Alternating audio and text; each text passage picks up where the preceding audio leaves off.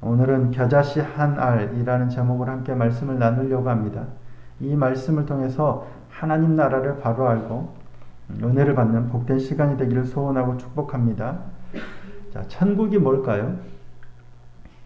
천국. 예수 믿고 구원받아 천국 가는 것이 소망이다 라고 하죠. 천국이란 뭘까요? 천국 저기가 천국인가요? 저기. 마태복음 13장은 그래서 예수님께서 이 천국에 관해서 천국을 가르치시되 하나님 나라가 무엇인지를 가르치시는데 비유의 말씀으로 가르치신 것들을 모아놓은, 그래서 비유장이라고 일컬어지는 게 마태복음 13장입니다. 자, 천국은 뭐냐? 자, 오늘 보면 31절 말씀을 함께 다시 한번 읽어보겠습니다. 자, 시작. 또 비유를 들어 이르시되 천국은 마치 사람이 자기 밭에 갖다 심은 겨자씨 한 알 같으니. 천국이 뭐와 같아요? 겨자씨 한 알과 같대요. 그러니까 천국이 뭐예요? 겨자씨 한 알과 같은데 천국을 설명하는 거예요. 이와 같다라고 설명한 거예요. 천국은 한자어죠. 한자어. 하늘 천자의 나라 국자. 그래서 뭐예요? 하늘나라예요. 그러니까 천국은 하늘나라인데 하늘나라라고 저기 위에 대기권 위에 하늘을 의미하는 게 아니고요. 뭐예요? 하나님 나라를 의미하는 겁니다. 그러니까 마가와 누가는 이 천국을 하나님 나라, 하나님의 나라라고 기록하고 있는데 마태는 유독 천국이라고, 하늘나라라고 기록해요. 그러니까 마가와 누가는 천국이란 표현을 쓰지 않습니다. 다 하나님 나라, 하나님 나라라고 기록하고 있는데 마태도 하나님 나라라고 하긴 하는데 거의 대부분 천국이라고 해요. 하늘나라라고 해요. 왜냐하면 마태는 유대인들이 이 복음서를 읽을 것을 대상으로 해서 이 복음서를 기록하고 있는 거예요. 유대인들은 특징이 하나님의 거룩하신 이름을 입으로 말하지 않아요. 여호와, 우리는 여호와, 야훼, 하나님 이렇게 하나님 말하죠. 근데 그들은 필사를 할 때도 하나님의 이름이 나오면 가서 목욕을 하고 와서 다시 그 이름을 쓰는 거예요. 또 이어서 하나님의 이름이 나오면 가서 목욕 제객을 하고 와서 이름을 쓸 정도로 거룩하게 하나님의 이름을 입에 담는 걸 불경하게 여겼기 때문에 하나님의 이름이 나오면 우리 같으면 그냥 여호와 하나님 이렇게 말을 하지만 그들은 아도나이라고 얘기를 했어요. 나의 주님이라고 해요. 그만큼 유대인들은 하나님이라는 이 이름 자체를 신성시 여겼어요. 그러니까 마태가 그들에게 하나님 나라라고 쓸 수도 있지만 그래서 의도적으로 그냥 하늘나라라고 표현을 하는 겁니다. 근데 우리가 일반적으로 하고 있는 하나님 나라, 하늘나라, 천국에 대한 가장 흔한 오해가 뭘까요? 좀 전에도 말씀을 드렸지만 우리가 하고 있는 가장 흔한 오해 중에 하나가 죽어서 가는 나라, 저기로 생각한다라는 겁니다. 이런 말씀 많이 들어보셨을 거예요. 어느 교회학교에서 전도사님이 아이들에게 천국에 가려면 어떻게 해야 돼요? 물어보면 아이가 뭐라고 대답해요? 뒤져야 돼요. 죽어야 간다라는 거예요. 그러니까 죽어야 가는 걸로 오해하는 겁니다. 하나님 나라는 저 위에 죽어서 가는 나라라고 생각하는 게 가장 많이 우리가 하고 있는 오해 중에 하나라고 할 수 있겠습니다. 물론 그것도 천국입니다. 그것도 하나님 나라예요. 하지만 근본적으로 하나님 나라란 하나님이 왕이신 곳이에요. 하나님이 거하시며 하나님이 통치하시는 곳이 하나님 나라예요. 성경은 우리가 하나님 나라로 저곳으로 가기도 하지만 많은 경우 뭐예요? 하나님 나라는 임하는 걸로 설명합니다. 자, 누가복음 17장 21절입니다. 함께 한번 읽어보겠습니다. 시작. 또 여기 있다 저기 있다고도 못하리니 하나님의 나라는 너희 안에 있느니라요. 저기가 아니고요. 너희 안에 있어요. 자, 특히 성경에서는 하나님 나라는 가는 곳보다는 임하는 거라고 말씀을 드렸죠. 자, 마태복음 12장 28절 함께 한번 읽어보겠습니다. 시작. 그러나 내가 하나님의 성령을 힘입어 귀신을 쫓아내는 것이면 하나님의 나라가 이미 너희에게 임하였느니라. 하나님의 나라가 죽어서 가는 저기가 아니고요. 하나님의 나라가 이미 임했대요. 예수님께서 오셔서 성령을 힘입어서 귀신을 쫓아내는 것이면 하나님의 나라가 이미 임했다는 거예요. 하나님의 나라는 오는 거예요. 예수님께서 기도를 가르치실 때도 어떻게 가르치셨어요? 하늘에 계신 우리 아버지여, 이름이 거룩히 여김을 받으시오며 나라가 임하시오며. 하나님의 나라가 임하는 거예요. 그러니까 오늘날 교회가, 기독교가 손가락질 당하고 욕을 먹는 이유 중에 하나가 뭐냐면, 가장 근본적인 이유가 바로 이 천국에 대한 오해, 잘못된 가르침에서 비롯된 것이 아닐까 싶습니다. 왜냐하면 우리는 예수 믿고 천국 가는 것을 가장 중요한 목표로 생각해요. 그러니까 가는 거에만 포커스가 맞춰졌어요. 믿음과 천국에 대한 근본적인 오해로 인해서 가는 거에다 포커스를 맞춰주니까 하나님의 나라가 임하는 거는 신경을 안 쓰는 거예요. 하나님의 나라가 우리에게 임하면 우리가 하나님의 백성답게 삶이 변화되어야 되는데 이거는 신경 안 쓰고 가니까 모여서 예배하고 찬양하고 기도하고 막 이런 쪽으로만 열심을 내는 거예요. 그게 나쁜 게 아니라 그 플러스 임하는 거에도 우리가 관심을 가지고 더 노력해야 돼요. 성경은 뭐예요? 계속해서 하나님의 나라가 임한다라고 말씀을 하시잖아요. 예수님께서 이 땅에 오신 이유가 뭐예요? 예수님께서 이 땅에 오신 이유가 뭐예요? 우리를 구원하시기 위해서 오셨잖아요. 우리의 죄의 문제를 해결하기 위해서 오셨어요. 그러니까 우리의 죄를 대속하시기 위해서 인간의 몸을 입고 이 땅에 오셨잖아요. 죄로 인해서 끊어졌던 하나님과의 관계를 회복하기 위해서 이 땅에 오신 거예요. 무슨 말씀이냐면 죄로 인해서 잃어버렸던 소실한 하나님의 나라를 회복하기 위해서 이 땅에 오신 거예요. 그러니까 세례요한이 잡힌 후에 예수님께서 공적인 사역을 시작하시면서 가장 먼저 선포하셨던 말씀이 뭐였어요? 회개하라, 천국이 가까이 왔느니라. 자, 마태복음 4장 17절입니다. 이때부터 예수께서 비로소 전파하여 이르시되 회개하라, 천국이 가까이 왔느니라 하시니라.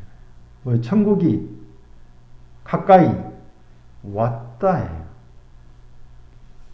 천국은 가는 곳일 뿐만 아니라 이처럼 우리에게 임하는 것임을 기억하고 천국을 바로 알고 하나님 나라를 바르게 이뤄가는 우리 모두가 되기를 소원하고 축복합니다. 이를 위해서 예수님께서 천국이 어떤 건지를 계속 가르치시는 거예요.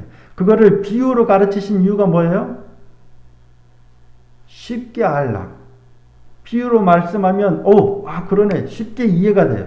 쉽게 이해할 수 있도록, 누군가에게는 쉽게 이해할 수 있도록 비유로 가르치는 거지만 누군가는 들어도 깨닫지 못하는 거예요. 그래서 비유로 말씀하셨다라고 합니다. 자, 마태복음 13장 10절 11절 말씀입니다. 제자들이 예수께 나와 이르되 어찌하여 그들에게 비유로 말씀하시나이까? 대답하여 이르시되 천국의 비밀을 아는 것이 너희에게는 허락되었으나 그들에게는 아니 되었나니. 비유를, 그러니까 예화를 들면 쉽게 그렇구나 이해가 되는데 누군가는 들으면 그게 도대체 뭔 소린지를 모르는 거예요. 보기는 보아도 알지 못하고 듣기는 들어도 깨닫지 못하는 거예요. 그래서 비유로 말씀하셨다라고 얘기를 합니다. 그러니까 우리도 비유의 말씀을 보고 잘 알아듣고 깨달아야 해요. 그렇지 않으면 우리도 뭔 소린지를 모르는 거예요. 가장 먼저 비유로 말씀하신 게 뭐예요? 4가지 땅에 떨어진 씨의 비유입니다. 길가에 떨어지고 돌밭에 떨어지고 가시덤불에 떨어지고 좋은 땅에 떨어지는 이 비유를 말씀하세요. 이게 천국 비유죠. 마태복음 13장은 지금 다 하나님 나라를 비유로 말씀하시는 거예요. 씨는 말씀인데 길가에 떨어졌다는 건 뭐예요? 말씀이 떨어지긴 했는데 듣고 깨닫지 못하는 거예요. 그래서 악한 자가 와서 마음에서 빼앗아 가버리는 게 길가에 떨어지는 거고, 돌밭에 떨어졌다는 건 씨앗이 말씀이 떨어지니까 즉시 기쁨으로 받지만 속에 뿌리가 없으니까 박해나 환란이 오면 곧 넘어져 버리는 거예요. 이게 돌밭에 뿌려진 거예요. 가시덤 불에 뿌려졌다는 건 뭐예요? 말씀을 들어요. 이해는 해요. 근데 세상의 염려와 재물의 유혹에 막혀서 열매를 맺지 못하는 거예요. 이게 가시덤 불에 떨어지는 거예요. 좋은 땅에 떨어졌다는 것은 30배, 60배, 100배의 결실을 맺는다는 걸 의미합니다. 그렇다면 이 비유는 씨에 관한 비유일까요? 땅에 관한 비유일까요? 여러분 성경 말씀을 보시면 13장 1절 위에 보시면 작은 걸로 뭐라고 타이틀이 달려 있어요?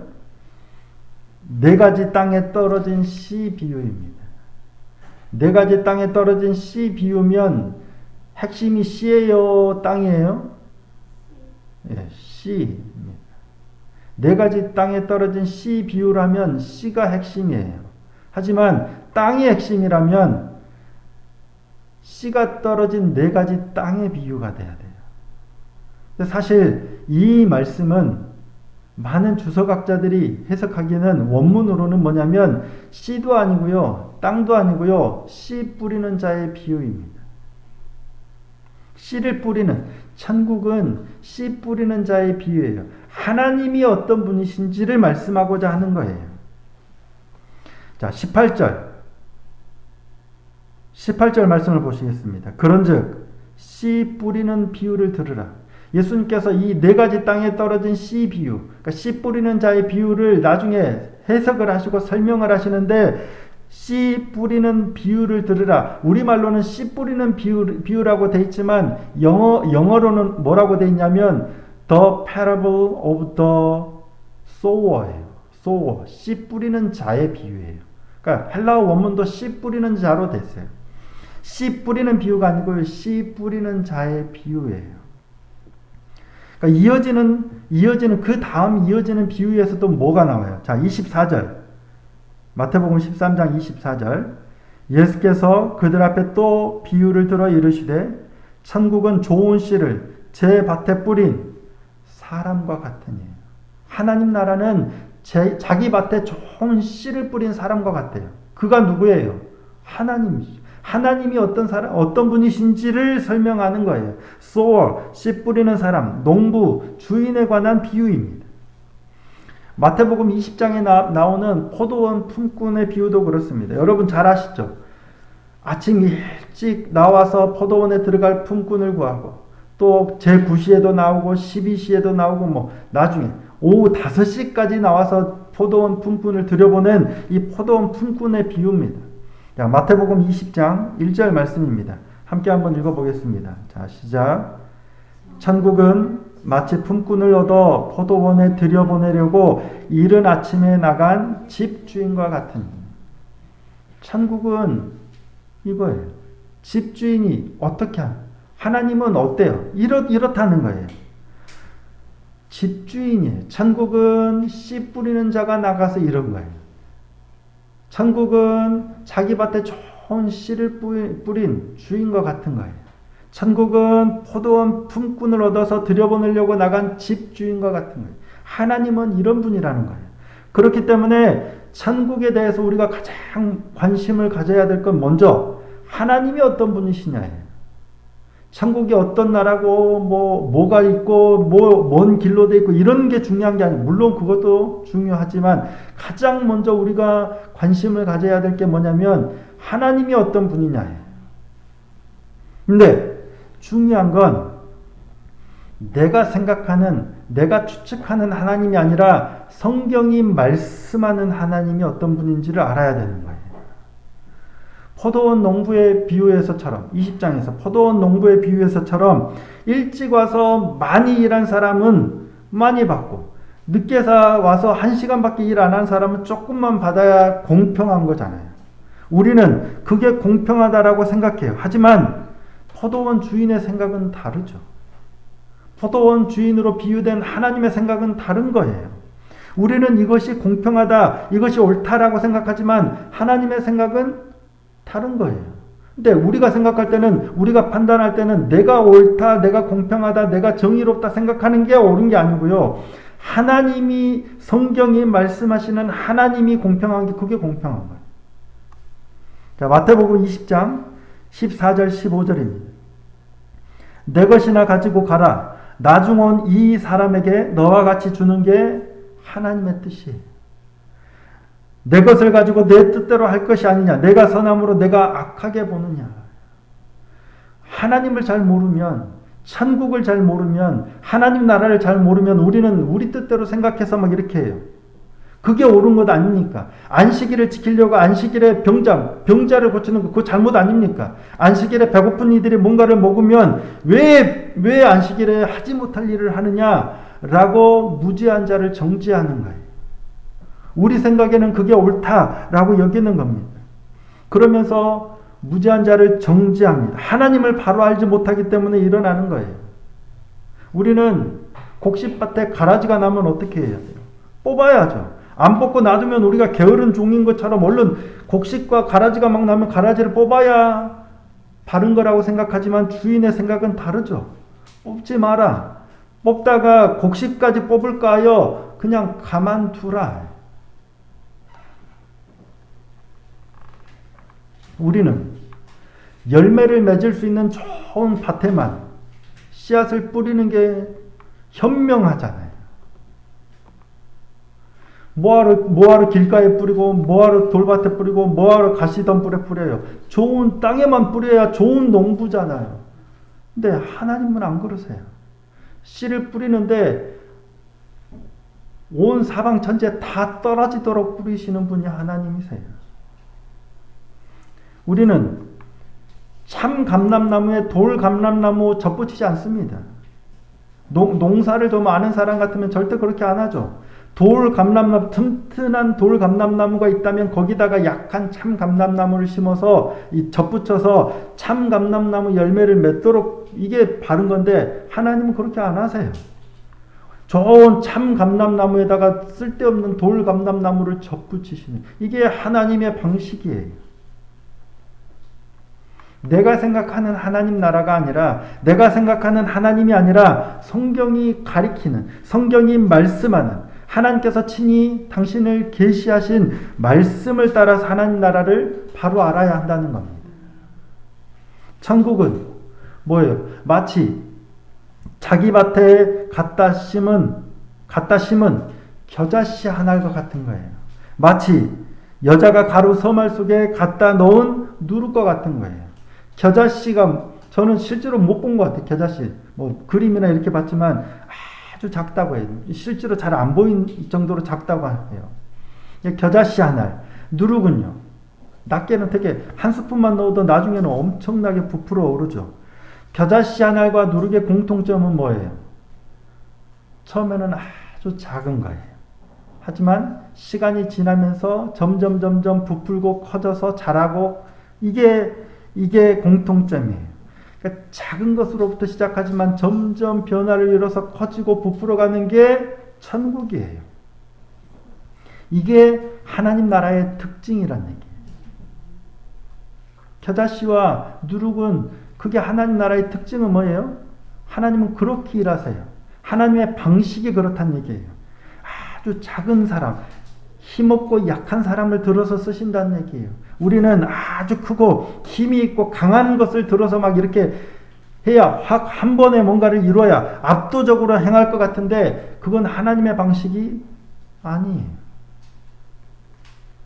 약한 데서 하나님의 능력이 나오는 겁니다.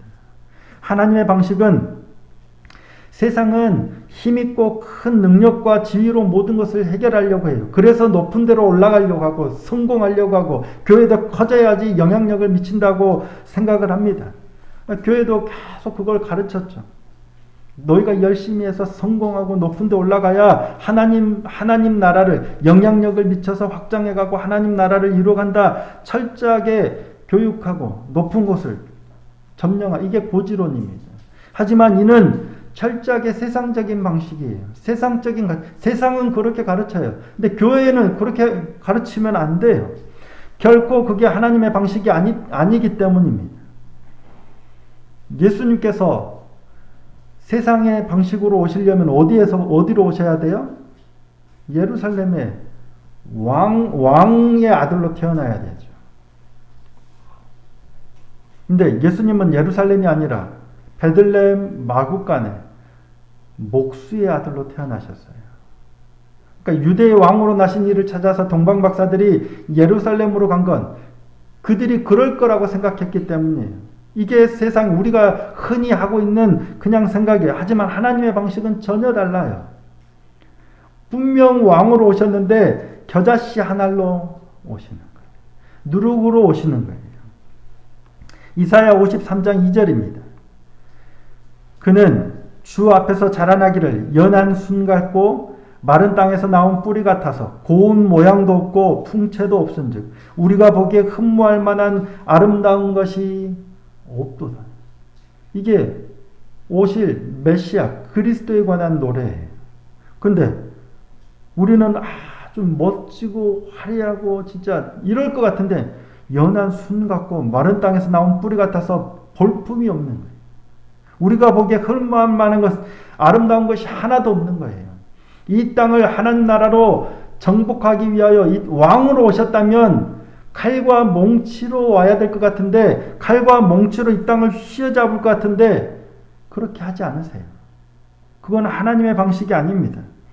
자, 이사야 53장 3절입니다.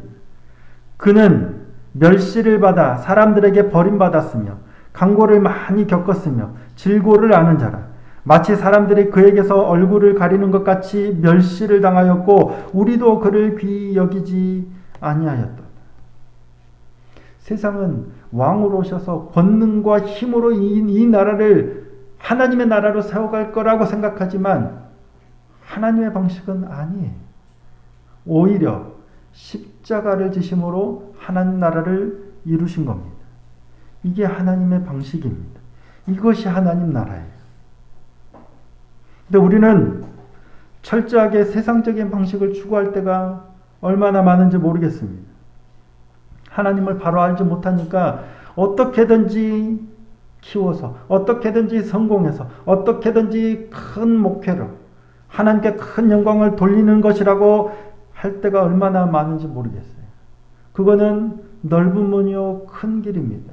사람들은 다 그 길로 가려고 해요. 하지만